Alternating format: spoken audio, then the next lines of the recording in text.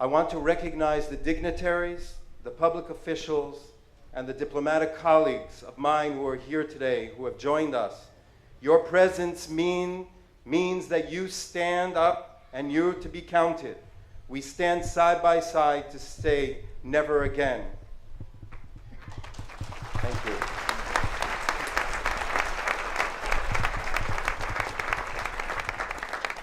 And I'm especially honored to recognize the Holocaust survivors here today.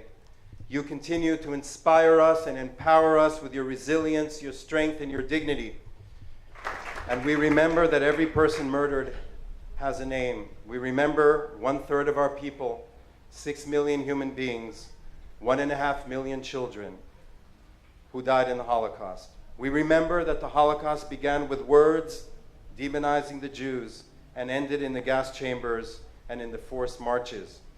We remember that all too many remained silent and that many actively and passively participated in the attempted destruction of an entire people.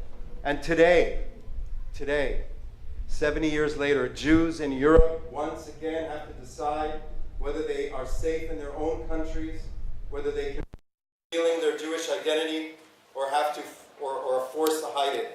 How can it be that in 2015, to walk openly as a Jew in some European cities literally amounts to an act of courage? The deliberate killings of Jews in Paris and Brussels and Toulouse and Copenhagen are clarion calls reminding us that words, hashtags, and marches are not enough. Words without deeds are empty. They are hollow. And governments must stand up to anti-Semitism, condemn and act against Holocaust denial, and take on radical Islamist elements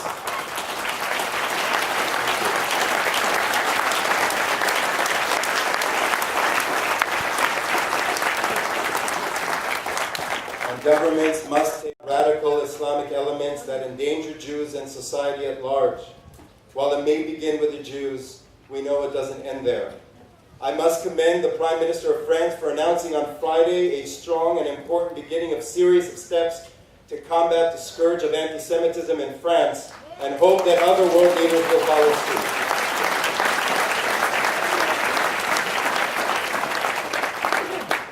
We must also vocally condemn and forcefully respond to murderous attacks on other people.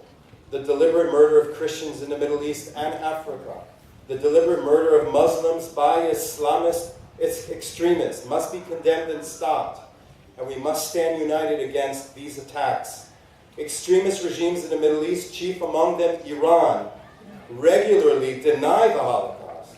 Just recently, Iran hosted a cartoon contest of Holocaust deniers from around the world for a second time.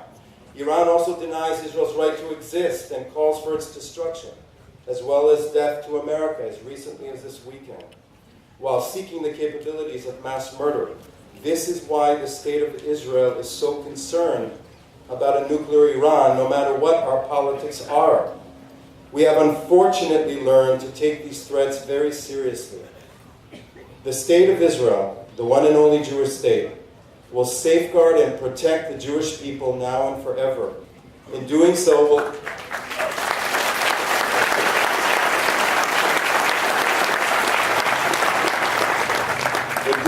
we will continue to be a beacon of light and to strive to be a beacon of light as the only democracy in the Middle East, working with our American friends and other allies around the world to make the world a safer and more secure and better place for all.